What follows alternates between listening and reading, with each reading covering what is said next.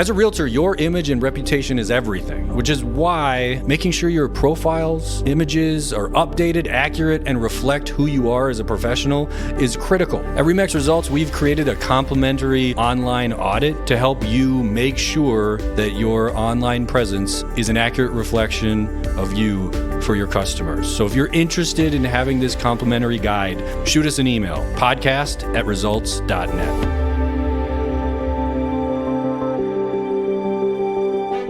Haugen came before Keck. I'm just kidding. I'm going to switch it up next year. I'm kidding. No, I know, I'm kidding. It just sounded better, But how do, I'm still wondering that too. I'm here today with Brandon Haugen and Samantha Keck of our Onalaska office. Brandon and Samantha have been in the RE/MAX network for 16 years.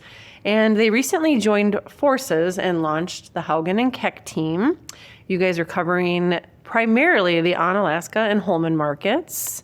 And you just kicked this off the January 1st of 2024. So I'm excited to hear about what your plans are. And let's dive right into your journey in real estate and how you got to where we are today. How did you, they're like, not it. How did you get your start in real estate? Well, I started way back in 2003. I took my exam after I graduated from UW-La Crosse. Okay. And decided that getting into the real estate industry is where I needed to be versus following the course of my degree in recreation management. I was going to ask, what was your degree? Okay. Yes. Okay. I found out that it was going to take me quite a bit of time and energy to get to where I wanted to be, both financially and professionally. So I decided to shift gears. I still enjoy working with people, so I had an interest in just construction and architecture and stuff like that. Was there an influencer? Did you know someone in real estate? Yeah. Who introduced you to? Yeah, at the time that I pursued the real estate license exam, my mom and dad had their house listed with a local realtor. Okay, all right. Who was still is best friends with my uncle. Okay. So I decided to look into that company. Yeah. I was actually Century 21, so Okay. I had a big brand behind it. So that was kind of my start. So Very good. And so the two of you met at RE/MAX. You knew each other before? Okay. How'd you meet? I've known Samantha since I've been in the industry. Okay. Essentially. Okay. So that was back in 2004. Yeah. And somewhere along the way, you ended up working together, and just recently decided to form an official team. That's correct. And how's that going? Phenomenal. Yeah. Yeah. So Good. by the time this episode airs, you'll be about 5 months into that launch. Yeah. And I would imagine you hit the ground running and got all the kinks worked out. And Yeah. We're Very excited. Yes. okay. So what are some goals, some plans that you guys have for 2024 and beyond with your new team? Sales goals, professional, personal? Yeah, I think a little bit of You everything. keep looking at each other like, no. So I'm going to Sorry. start picking on one of you. I'll start with Brandon. Sorry. All right. Sounds I good. love it. Yeah, so we have, over the course of, I've been in it for 20 years now, and Samantha's got a couple more years than I do. But as far as our team in general, we're looking to set up our new systems that we really want to implement. Having gone through different companies and different teams and that type of stuff there, we've kind of worked a few of the kinks out. We know what we're good at and what we can improve on. So we're excited about getting a foundation for our systems to have in place so that when we really kick it into high gear, we'll be able to streamline everything. So Nice. Yeah. I think for me, as we've covered a little bit, I've had a very diversified career in real estate. I've done multiple roles. So this will be my first time where I get to solely focus on being a realtor for our community. And I've had my license for a while, but I've held multiple roles with that license. So I'm just really excited to what I've done as support, I get to do for my own clients and customers. And I also just can't wait. We, like Brandon said, I think one of the fun things is we get to put our systems into place. What we have learned throughout our careers works and doesn't work. But we're just really excited to get out there and put kind of like a fresh twist and spin on not only just our team, but just actually our industry. We're taking different routes with that stuff. And yeah, I think it's going to be really exciting. We've already got some really great feedback, and I think that's just amazing because our industry is one that we tend to individualize ourselves. And our switch to the team has brought some really good response from not only other realtors, but other peers and affiliates. So we're excited to work with all of them and build stronger relations. Do you have a particular niche? Like each of you, I know you work, for example, there's a lot of new construction. Yes. Is that primarily in the Holman market, or Primarily, is it, yes. That you individually focus on, or as a team as a whole? Anything beyond, first time, move up, or probably all of the above? Yeah, I think we're open to exploring all areas. The new construction has been a lot of my focus here over the past 7-8 years or so, just because there's been such a lack of inventory. And my goal is to get out there and create the inventory and hopefully solve some of those housing problems. Is there a lot of new construction going on? There's a fair amount of new construction going on. In the La Crosse area? Yeah, in the greater La Crosse area, you can either go north or south, and it seems like a lot of people are migrating north since we're right on the river, and we've got the bluffs on the east side of La Crosse County there too. So we've navigated to the north. We both live in the Holman area, so it's very convenient from that standpoint. But we also, entertain working with first-time home buyers and just past clients and our referral sources. Why the team? Like, talk to me a little bit more. What made you decide that a team environment was for you? Yeah, well, I obviously love working on a team, and I feel like I have more strengths from that standpoint. One of my biggest, and always will be, inspirations in my life is my late wife, Allison. She passed away in October of 22. And it's been obviously very challenging going through the trials and tribulations there and raising children on my own and getting tremendous support from friends and family, but still losing the biggest part of my life. Yeah. She had a huge influence on me from day one when I met her, to how she operated her, how do I say it? She was very structured, very type A, and that helped me both professionally and personally. Like I said, she was an inspiration, and she always wondered, I'm on a team, but why don't you have your own team? Like, well, that sounds great in theory, but I can't do it without Samantha, because I've been with her since day one, and I don't know how to operate from that standpoint without her, because she's tremendous and knows a wealth of knowledge when it comes to real estate. So after Allison passed, we were joking around one day. I had my business plan. We went out for lunch, and I put my business plan together every year. And this year it just happened to include Samantha. And you don't know unless you ask. It's kind of like real estate. You got to ask for the business. So I asked her jokingly that we should form a team. And You weren't joking. I wasn't joking per se, but so it worked out well. I guess you could say the rest is history, but I'm excited to start this next chapter and looking forward to what's to come. So. Yeah. Well, thanks for sharing that. So Allison would be very, very happy for you. Very. So And proud. Thank you. You're our first guest on the Results Driven podcast from the La Crosse, Onalaska, Holman area.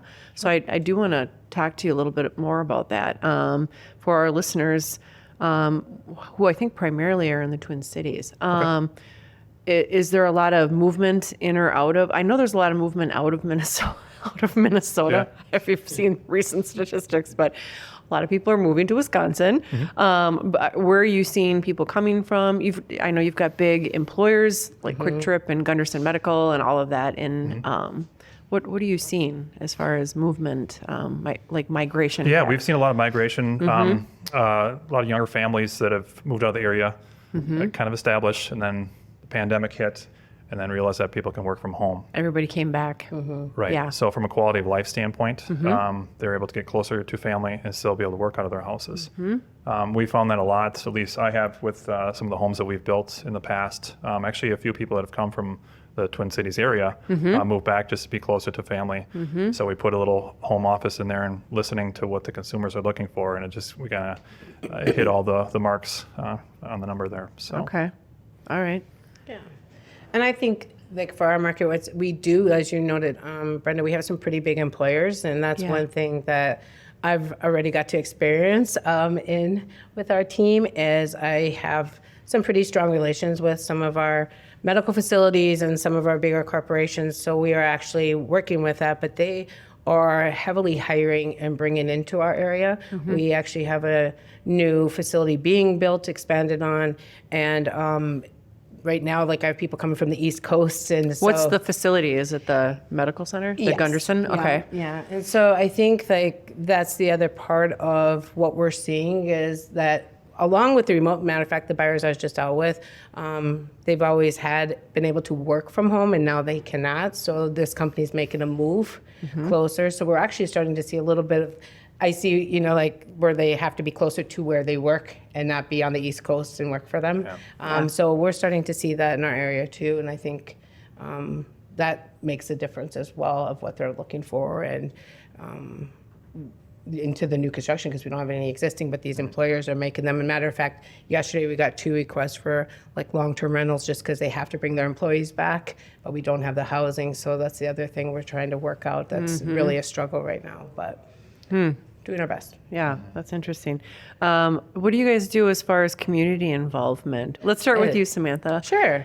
So I think community involvement for me has always been important. Actually, since I was in high school, I've always just believed in helping wherever we can. So it's kind of been one of my, just along with my career, one of my driving forces in life. So I've served on a multitude of boards for our community. I've served anywhere from a volunteer to sitting as a president. Right now, I currently just got elected for the CASA organization, which is for child advocacy for La Crosse County, and I'm the very first sitting president. So that's something new. I've been a volunteer for them for a long time, but they just broke off and became their own quote unquote entity in the nonprofit world. I've also volunteered, really across the board any way I can.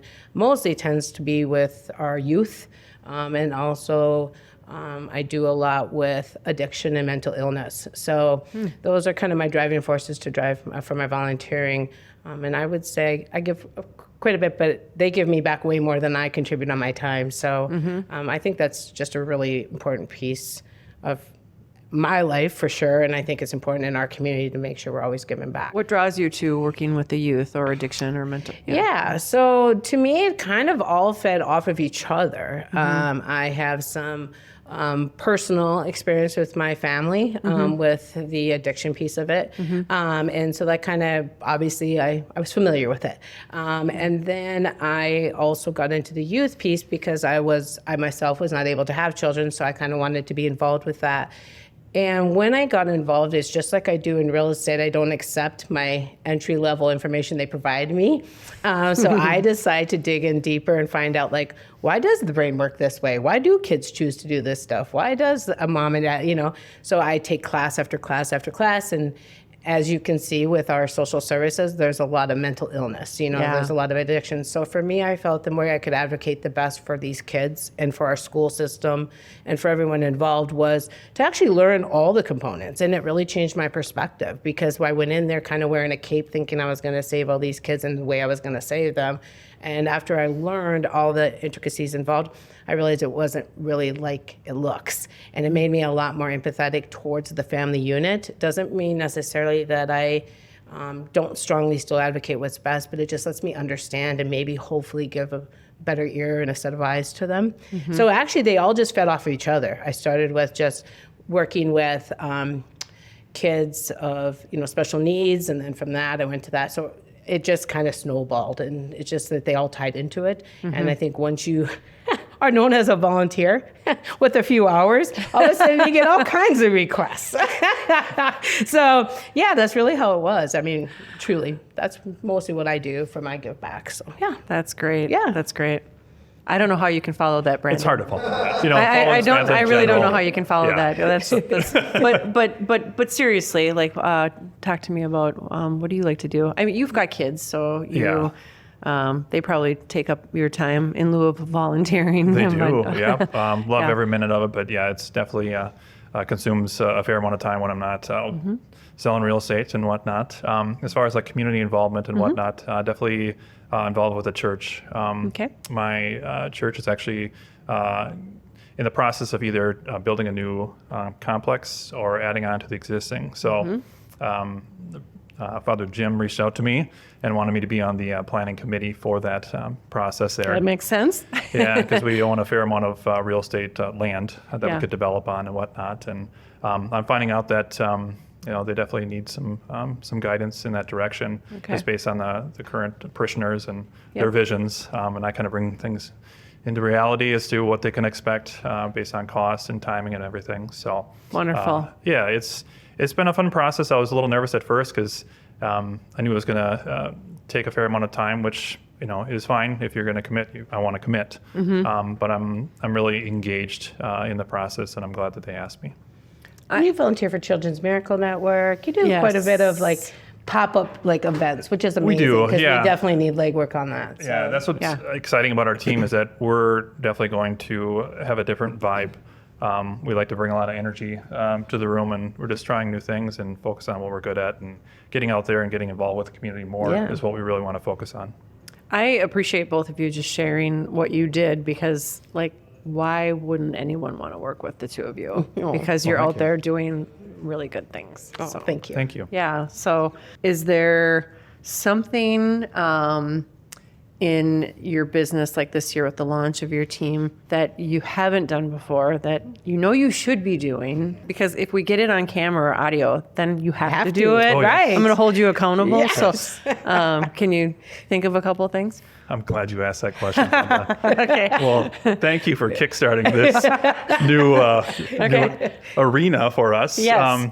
Over the past 20 years, there hasn't been a lot of the social media side of things, and just coming out of our shell a little bit and doing things that we haven't done in the past, including podcasts and videos and such. We're excited to kick that off and just kind of dabble a little bit in other options that we have available for us. So. Wonderful. I would agree. I think that is it's so interesting because obviously with doing this as long as I've done this, I hear a lot of like, if it's not broken, don't fix, kind of mentality. And when you work with very successful high producing agents, which I've had the privilege of doing, it kind of sinks in like, well, maybe that is true. Maybe why would you want to change things up if it's working and we're doing really well? But I think one thing in looking back and even at this recent new chapter of ours is it's not so much that as it is on being open-minded and knowing that we do want to serve and we have served a diversified, but we want to continue. And so as long as we incorporate change, it does not mean we have to lose the foundation of the components of which drive us, which have made us successful to date. And so I just think our biggest key is just being really open-minded, like Brandon said, doing reels and stories and all this social media stuff and, documenting everything. It's unusual because it just doesn't feel, it's not something we've done. And it's not necessarily like that's going to be what is our driving force behind our, continued success. It's just a case of making us more personal to another demographic that maybe we weren't present with. And I think that's really what we keep evaluating and looking at is it's not like, oh, this is going to be the one or, you don't want to lose. Obviously, you've had very successful career and we both have done well. But it's just a case of, you just want to be relatable and you want to make sure you're just getting out there and showing. So it also brings some fun to it.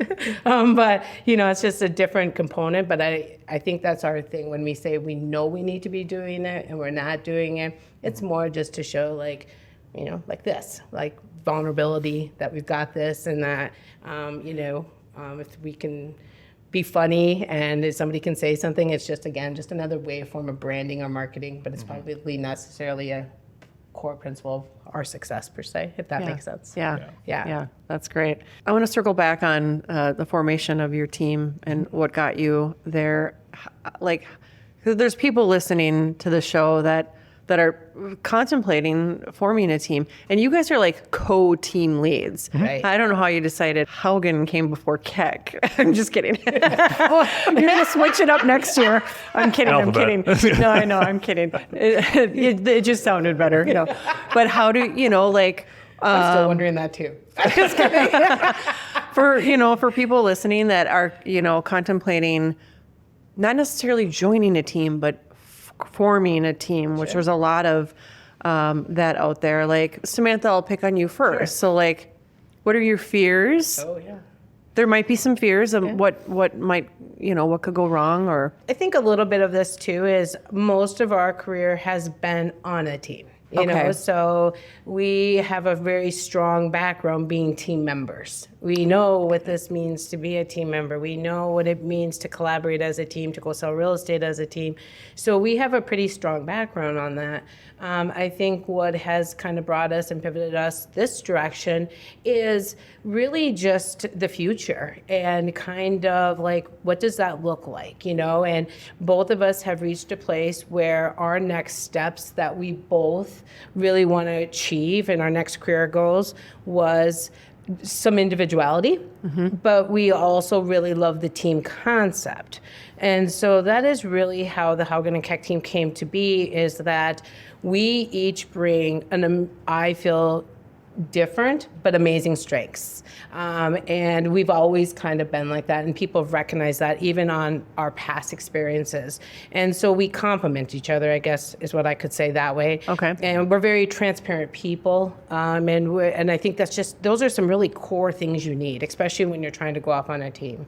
And I think the other piece about us is that we really do believe in the team concept as far as like the amazing support, the brainstorming, the going out there, even on listing appointments or with buyers. However, we really do think that the members of the team deserve some identification. So I won't go as far as saying like agent-centric per se, but kind of. It's like, you work hard and you're out there too, so we support you. We've got you. And I think that's where Brandon and I are too, is it's just like, we, as much as, maybe we could base it a little bit like a brokerage, right? RE/MAX Results is an amazing brokerage, and they recruit very diversified agents. And so at the point of that is like us, like our team is our tool, but the agents are what make everything work. Yes. And so I feel like that is our concept on the team, is that if we grow this team, or when we grow this team, is that we don't want anyone to lose their identity by joining the team. The team concept for us is really just in that support,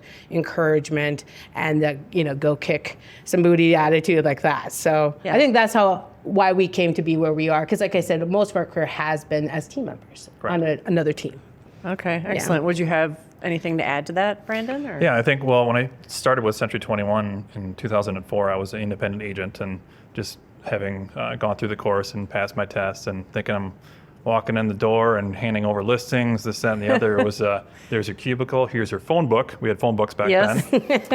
Fax machines, and I was one of the first agents that had a cell phone, I think, at our company at the time. So it wasn't everything that everybody painted as far as a beautiful picture and career-wise. I really had to prove myself, and if I was going to do this, I had to commit to it. So I think that as well as I did as an independent agent, it was great, but I also had a teammate in the works with Samantha from the very first day that I started, because she's the one that encouraged me to keep going and pushing. My first year in real estate, I was actually the rookie of the year at Century 21. Oh, and okay. I didn't sell a house for 6 months, and then the next 6 months I sold 12. I'm like, holy moly, how can I do this? And then I did 20 the next year, and then she said, you're going to double it. And I said, I'm going to keel over if I do that. And you did more. I did more than that, and I've been consistent ever since. So tremendous support, holds me accountable, and just builds encouragement to keep me going. Okay. So I think you not only were the only one to have the first phone, but you're also the only agent to have a MySpace account. MySpace. MySpace. Yes. Oh, that's fun. Wow. That is dating us here. Yeah. So thank you. That's great. I know a lot of people will relate to what you've shared. So what advice do you have for, I want to start with you, Brandon, Sure. because for new agents, like someone that's listening that's maybe 6 months new, what happened at 6 months where you suddenly got those 12 listings, Yeah. for example, when you started? Well, I at think 21? from an outsider's consumer perspective looking in, we paint a picture that this is a glorious industry. We get to show houses all day. This is fun. There's, you write a couple offers, put some deals together. Well, that's not obviously the case. It takes a lot of work to get to where a person's at in their career. If a person can do it, if they have enough to save up resources to, 6 to 12 months worth of financial reserves to hit this hard, I would recommend that because you're going to have highs and lows, and the highs are great, but then you start spending on different avenues as far as marketing and stuff, and then you hit the lows. So, but if you're consistent with it and you go in all 100%, then you can make it work. And you were full-time from the get-go. I was overtime from the get-go because Good answer. I had to. I got up at 4 o'clock. I went to work stocking shelves at Menards from 5 till 9. Okay. Because I had to have health insurance. Yep. 'Cause, as a realtor, you're an independent contractor, and then I sold houses till whatever at night, and then I went to work at Outback Steakhouse flipping steaks. So I'm grateful and humble from where I came from, but know that it takes a lot to get going in this industry. So if you have the resources to do it and hit it, full bore, then do it. How about you, Sam? Yeah, I think what is so critical for a new agent is to really do the research and due diligence. And I know that sounds kind of cliche, but I think one thing I've done is I'm really familiar with franchises, for example. And I always would say, like, really invest in your broker and your resources and tools. And I think that is one thing that RE/MAX Results really just knocks out of the park. And that's not even a plug, that's just reality. I actually have the experience of working for other franchises and can full-heartedly say probably one of the strongest, not only franchise, but locally owned franchises, so it's RE/MAX Results itself, and that is the marketing, the legal, the IT. Those tools are so critical. I mean, to veterans, I'm 27 years, and that's still as important to me today as it probably would have been on my day one. And actually being humble enough to know you aren't going to know. You're just not going to know. So, they say, how do I ask what I don't know? Just ask, be like, what am I not doing? Because you're surrounding yourself by resources who do know. So just that humble piece and really aligning with a strong company that has an amazing amount of resources, because it's very overwhelming. It's overwhelming even when you have years under your belt. So needless to say, as a new agent, wowzer. And I would always say that when we did hire, like when Brandon started, it was like pick 2 or 3 and just focus and go grind, because there's a lot and it just gets super overwhelming. So as a new agent, I think, and even like us today, we're constantly keeping, and I use RE/MAX Results tools every day. And I think it's just really a crucial part, especially as a new agent, is making sure you're aligning. What are your favorite or your preferred tools? Like specifically, or I was gonna say, you're gonna make me pick on departments. I can't do that. Oh no. Some of my absolute, I hate to say, some of my favorite tools here too is that I really like the way we have our online resources and even our marketing resources. Yeah. And the reason is that I'm a very creative individual. So I don't like templated, and I'll say that. I kind of shy away from that. However, the template is my foundation to springboard off, and that is what I love. Yeah. As it gets me going, it gets me thinking, so I don't have to sit there and recreate the wheel. I just kind of get to bling it out, So I feel like that is really kind of my favorite, is anything to do with, the online marketing and social media and stuff like that. Yeah. That's wonderful. Sam, I'm going to ask you first, and then Brandon, I'm going to ask you. Sam, Samantha. Do you prefer Sam or Samantha? I like them both. Okay. So what would you say is Brandon's biggest strengths when working with clients? Sure. That's an And easy one. Yes. Yeah. So I feel that Brandon's strengths that he brings to our clients and customers is his Obviously, his patience is incredible, but his communication style is absolutely something that, and I've worked with quite a few realtors. I can say he's very calm, he's very thorough, and he truly, truly advocates. I've heard him tell people like, they're like, no, I'm ready to go. And he's like, no, and so maybe delivering the hard message per se, very relatable, very, very relatable. And I think that for such a big piece of most of our lives, our assets, right? Real estate, is that he just brings it to a place where people start off with the trust. By the end of it, they probably trust him with their bank, everything. And so I think that's just a huge testament and compliment. And he just gets better. Should I really say it? I'm just kidding. He really gets better and better with it as he grows. And like even the building process, I understand that it's not always custom homes, but there's a lot of things you need to know. And Brandon really does just such an amazing job. He is always in person. That's another thing. He loves face-to-face. And he will really go that extra mile to make sure you are comfortable. Great communication with affiliates. Our lenders, our title companies, and he's very highly respected for that because it's kind of a lost skill, especially with our phones and texts and emails. So I would just say his communication is just probably, I don't even know if it can be matched. I'm going to give it a try, but and patience, just an incredible amount of patience. Nice. Yeah. Brandon, what would you say are Samantha's greatest strengths when working with clients? She is brutally honest when it comes to everything, whether good, bad, or indifferent. She's very diligent on the back end side of contracts and everything. I'm sure that other affiliates and colleagues can relate with me on this, that she probably knows more about real estate than I would say 99% of the realtors in our association, just with her experience with contracts, attorneys, lenders, you name it, title insurance companies. So back to the complimenting thing, she's got the skill set from there. I've been out in the field for 20 years, and just that trust factor that they feel comfortable working with us because it's a natural process that we have working with people. We want to make sure that they're making an educated decision, and knowing that we've got each other, so we got all bases covered. It's a well-rounded, well-oiled machine. Yeah, you guys really do complement each other. Thank you. Yeah.